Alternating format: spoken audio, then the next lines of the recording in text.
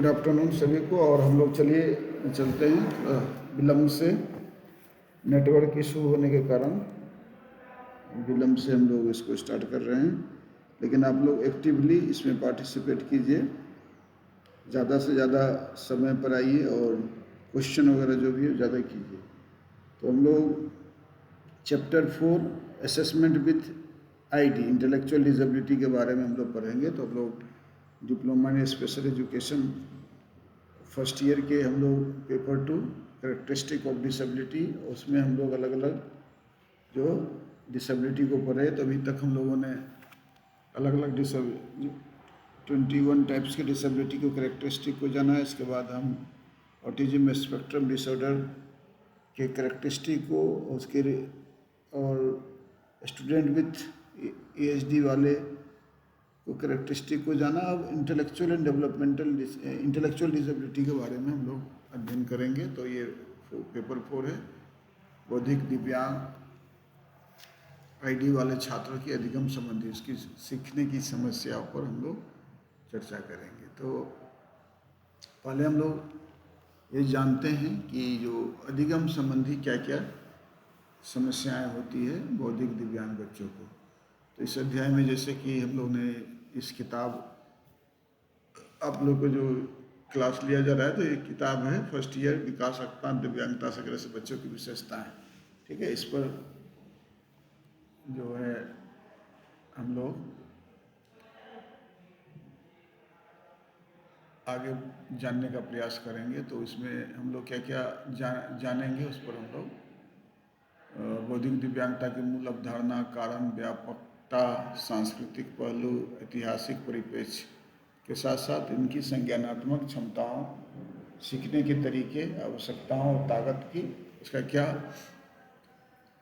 Strength है, उसकी क्या अच्छाई है, उसकी ताकतों की जो है गहन व्याख्या हम लोग इसमें किए गए। तो उस पर हम लोग ये जानेंगे कि बौद्धिक दिव्यांगता की बुनियादी समझ 4.1 में, 4.2 में हम लोग सीखने का माहौल और छात्रों की वर्गीकरण, strength and needs of intellectual disability 4.3 में, 4.4 में हम लोग learning characteristic and the cognitive process of intellectual developmental disability, and 4.5 में what are the process of ID and their learning characteristic related to intellectual and development, intellectual disability।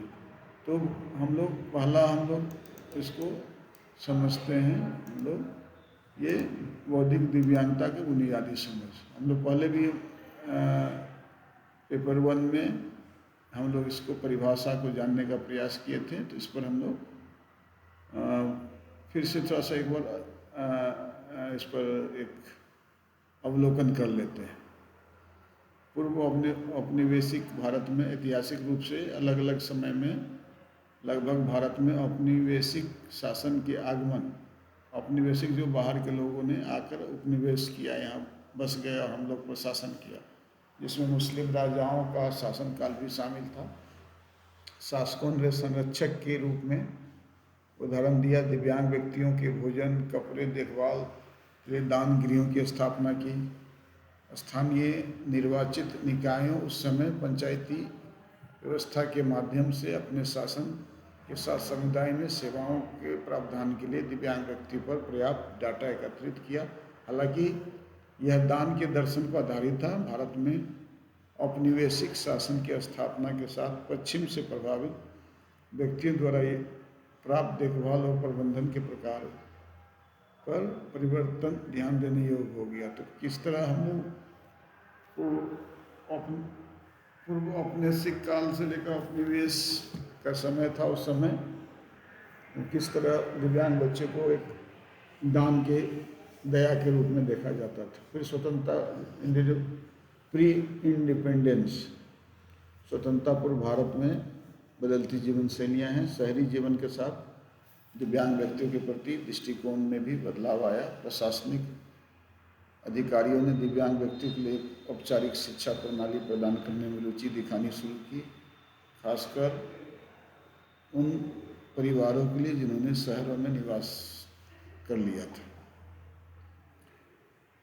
बौद्धिक मानसिक मंदता वाले व्यक्तियों की जीवन शैली में बदलाव भी देखा गया, क्योंकि वे सामुदायिक समावेशी सेटिंग से हट गए, जिसमें परिवार, सरकारी या गैर सरकारी एजेंसियों द्वारा संचालित शरणालय में प्रदान की जाने वाली सेवाओं और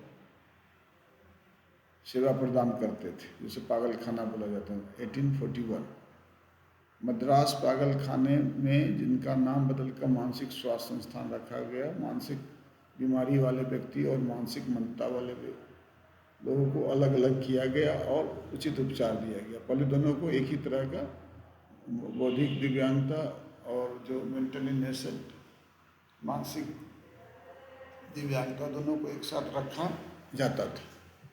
उन लोगों के लिए विशेष स्कूल शुरू किए जो मुख्य धारा के स्कूलों की मांग पूरा नहीं कर सकते थे।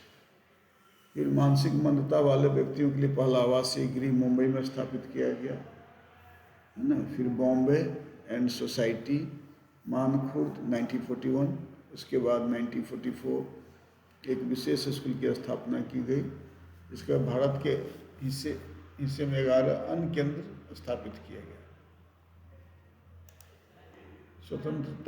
स्वतंत्र भारत और वर्तमान परिदृश्य, ये भी जानना हम लोग को जरूरी है कि उस समय किस तरह परिदृश्य था।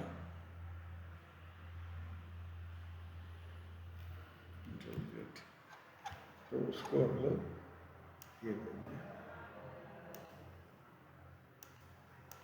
ये तो इसमें विशेष विद्यालय की स्थापना, जैसे कि हम लोगों ने पढ़ा है कि ऊपर में इसके लिए होम्स एस्टेब्लिश किए गए और अलग अलग 11 स्थानों पर स्वतंत्रता पूर्व इस तरह की व्यवस्था की गई।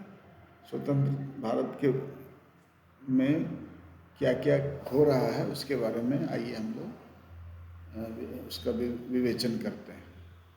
भारत के संविधान 1950 के अनुच्छेद 41 में 14 वर्ष की आयु तक के सभी बच्चों के लिए मुफ्त और अनिवार्य शिक्षा का अधिकार शामिल है। 41 मानसिक मंदता व्यक्ति के लिए मुंबई में एक एकीकृत स्कूल, इंटीग्रेटेड स्कूल सुशीलाबेन 1955 सहित कई स्कूल स्थापित किए गए। बच्चों को मुख्य धारा की शिक्षा पर इस अनिवार्य खंड के बावजूद माता पिता की मांगों को पूरा करने के प्रयास में गैर सरकारी संगठन NGO द्वारा अधिक से अधिक विशेष स्कूल भी स्थापित किए जाने लगे। PWD act, person with disability act, equal opportunity,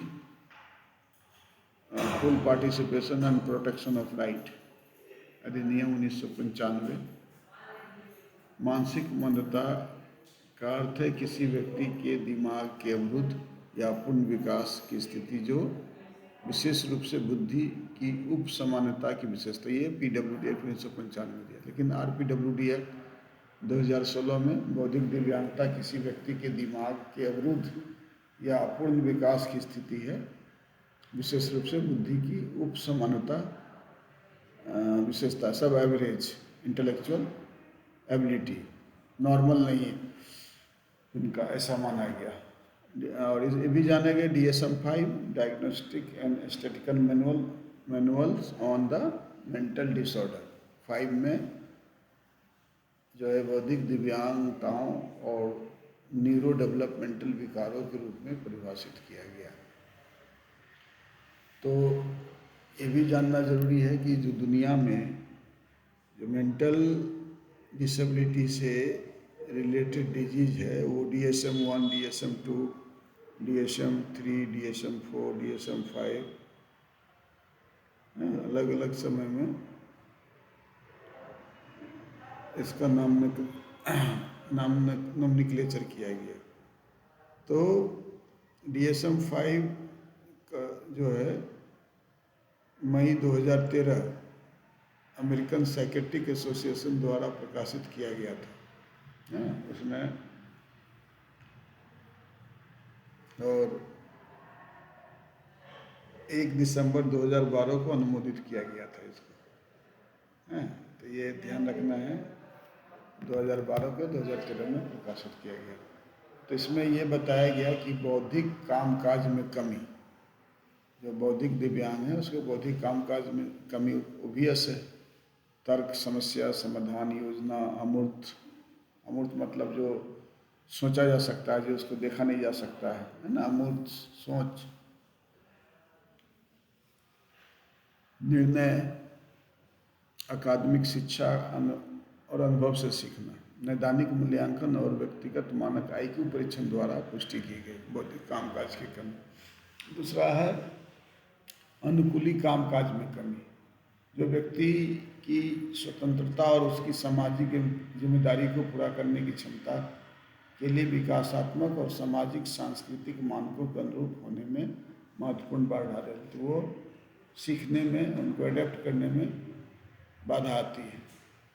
और इन कमियों की शुरुआत बचपन के द्वारा, डेवलपमेंटल पीरियड के द्वारा होता है। ये तीन चीज़ महत्वपूर्ण है। बौद्धिक जो क्षमता है वो या तो अवरुद्ध हो जाती है या सामान्य से उसको जितने उम्र के हिसाब से वो पीछे रहते हैं। इसमें तर्क, समस्या समाधान, योजना, अमूर्त सोच, निर्णय, पढ़ाई लिखाई है, अनुभव, ये सब से सीखने में समस्या होती है।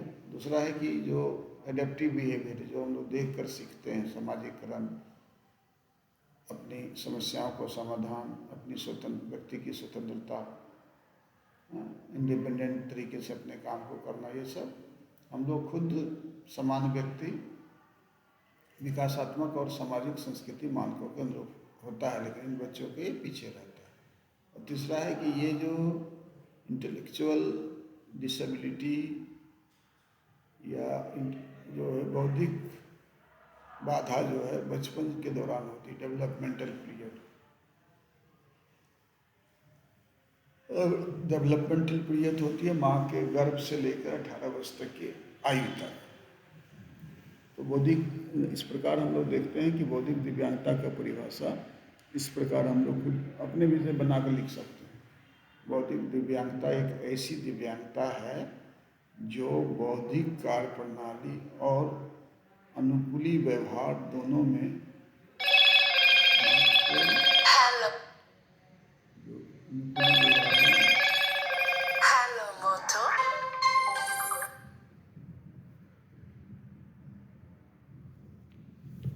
दोनों में महत्वपूर्ण सीमाओं की विशेषता रखती है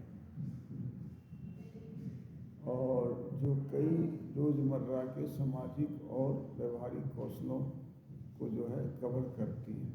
और यह दिव्यांगता 22 वर्ष की आयु से पहले उत्पन्न होती है।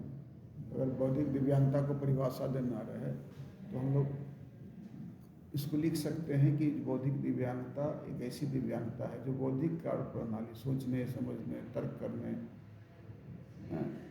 जहाँ शिक्षा, ये सब में जो है सब अपने उम्र के हिसाब से वो काम नहीं करते हैं। और जो उसको अनुकूली व्यवहार है, जो हम समाज से देख के, आसपास से देख कर सीखते हैं, उसकी में सीमाएँ रहती है, लिमिटेशन रहता है, दोनों में लिमिटेशन रहता है। और रोज़मर्रा के सामाजिक और व्यवहारिक कौशलों को कवर करती है। और ये दिव्यांगता के 22 वर्ष के पहले उत्पन्न होती है। DSM-5 में इसके बारे में बताया।